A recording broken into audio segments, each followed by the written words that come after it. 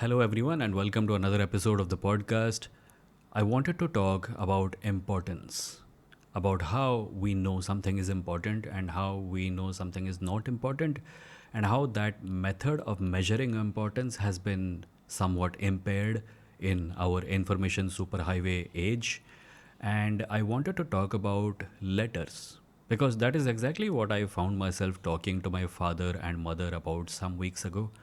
I asked them, I was inundated with messages, and I asked them how many messages did they have to deal with back in the days before even telephones existed, back when the primary method of entertainment and information was radio, and people used to send letters to each other in order to communicate because there was no electronic method of doing so.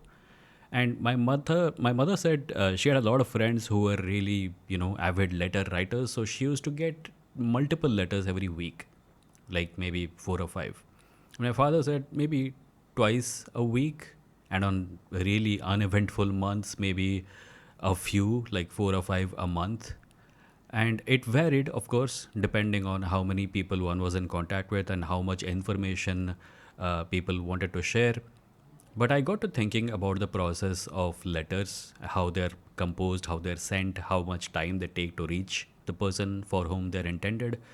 And I quickly realized that time plays a huge role in it, doesn't it?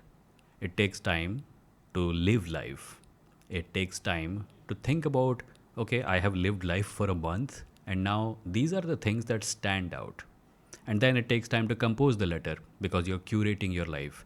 You'll mention only the things that you think are important, and you leave out most of it because there is a limited amount of space in the letter, and also because not everything is worth mentioning. And then you write the letter, you take time to write the letter in a very proper way because readability matters. And then you send it, and then you wait for the letter to get to the person who you have sent it to. That person gets that letter a few days later, by which time, if there was something urgent in it, it is probably always already outdated. And if there wasn't anything urgent in it, then they read the letter and they absorb it because it is a valuable thing. It stands out from the mundane reality of their life. They were doing work, they were living life, they were doing other things, and then the letter comes. They take time out of their life to read that letter, to absorb it, to appreciate it, and to think about the person who sent the letter. Then they preserve the letter because they can. It doesn't take much space, and they preserve the letter so that they may perhaps read it at a later point of time. And all of this, time played a huge role. Time was the limiting factor. Time and space got in the way of the letter.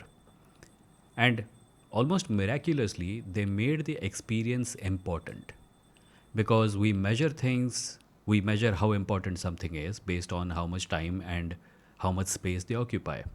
I mean, in our times, practically 90% of the value of a luxury item is its price. And if a thing does not cost that much, then it must have less value. We measure the value of things in our life using how much they cost. I got to thinking about our messaging systems, about the systems that we use to contact each other.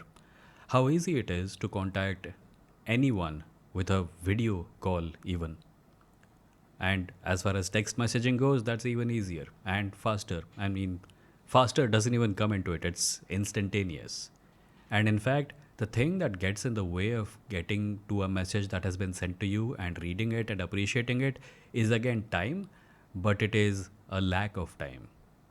People can send you whatever they want, whenever they want, and it will get to you instantaneously. Whether or not you are able to get to it, read it, and you are able to reply to it, depends on how much time you have. And quite possibly, the reason you don't have time is because you are reading other messages. Forget getting four messages a week. You're getting orders of magnitude higher as far as number of messages are concerned on a on an hourly basis. Your message boxes are full. People are sending you random stuff, a link, a video, maybe a single word or a single emoji sometimes. People are not writing longer messages. Letter writing is a forgotten art almost. People talk about it. And the result of all this has been that there has been a great flattening as far as meaning and importance are concerned.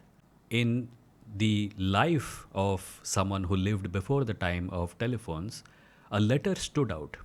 It was important because you could tell that it took time, space, and effort to produce it and to bring it to you. Now, we don't get letters, we don't get messages that are of vital importance. We get much more by way of messaging, and all of it has the same value, which is zero. If in your messaging landscape right now you were to look at two messages and try to decide which one is more important, which one is something that I will return to later and reread because it has intrinsic value of its own, you might struggle to find the answer to that question. One of the things that our electronic messaging landscape has done to us is that it has flattened all our messages into the same level of importance. The meme that a friend sent you is the same importance as an office email. The office email is the same importance as a video link someone sent to you. And as a result of all this, we live in a time where nothing is more important or less important than the other thing. And a side effect of this is that our understanding of what is important is now a free for all thing. It is out there, and people are looking to decide for us what is important for us.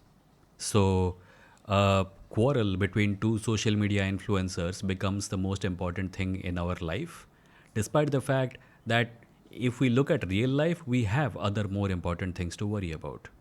But a social media platform powered by an algorithm that feeds on our emotions has managed to become something that can decide for us what is more important. In this attention based economy of ours, a politician or a political party spokesperson can stand on a stage, either real or virtual, and tell us that their personal religious agenda is more important than the future of your children, or the fact that you don't have enough money to buy food for your family.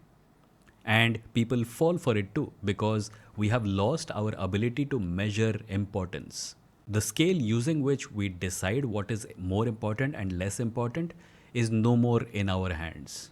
And it is out there in the hands of people with power and advertisers and corporations that feed us important things using an algorithm. Just so I'm clear, I'm not really calling for a return to the good old days like an old man. What I am calling for is more control over the mechanisms in our brain that decide what is more important and what is less important. Because if we allow this brave new world of ours to decide what is more important for us, it will tell us. And what it will tell us will probably not be the right answer. Thank you for listening. If you want to support this podcast, you can do so by clicking the support button on this website, or you can do so by supporting me on Patreon at patreon.com/Vimoh, VIMOH. If you're listening to this episode on Spotify or Apple Podcasts, please try to give it a 5-star rating. It helps.